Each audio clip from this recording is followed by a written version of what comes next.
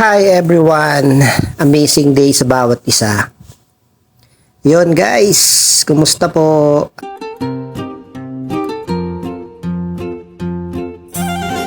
Yon, for today's nga pala guys, no? So, papasok na tayo guys, pero syempre bago tayo pumasok ay kakain muna tayo. At syempre for today's video ay gusto kong i-share sa inyo yung ating ulam for today na masarap. Ayun, so tara po sa aming kusina. Ayun. So ito nga pala yung aking kakainin, pero nagpa-flex nga pala dyan yung pinakabata sa amin, 23 years old. Ayun, ito nga pala guys yung ulam natin for today. Ito po, masarap na sardinas made in Taiwan. Yan guys, sobrang sarap yan guys, no? So yan lang yung kinakain ko dito guys pero hindi naman araw-araw guys, no? Minsan lang, siguro 3 beses sa isang buwan.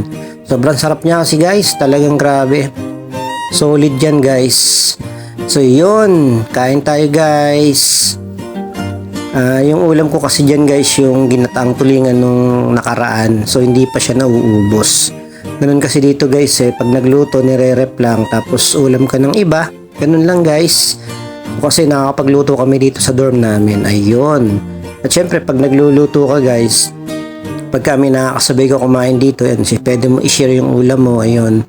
So ako, ang ulam ko talaga dyan yung sardinas. Kumukuha lang ako ng konti-konti dun sa niluto natin nung nakaraan. Ayun guys, salamat sa panonood at patuloy na mag-iingat tayong lahat. At enjoy lang natin and always remember, always be positive. Good vibes lang tayo palagi. In spite na may mga challenges tayo na dinadaanan, always happy lang guys, no, bilang mga nagtatrabaho abroad, at alam ko na patuloy na iingatan tayo ng Lord. Thank you guys, sa araw na ito mag-iingat tayong lahat. Thank you for watching.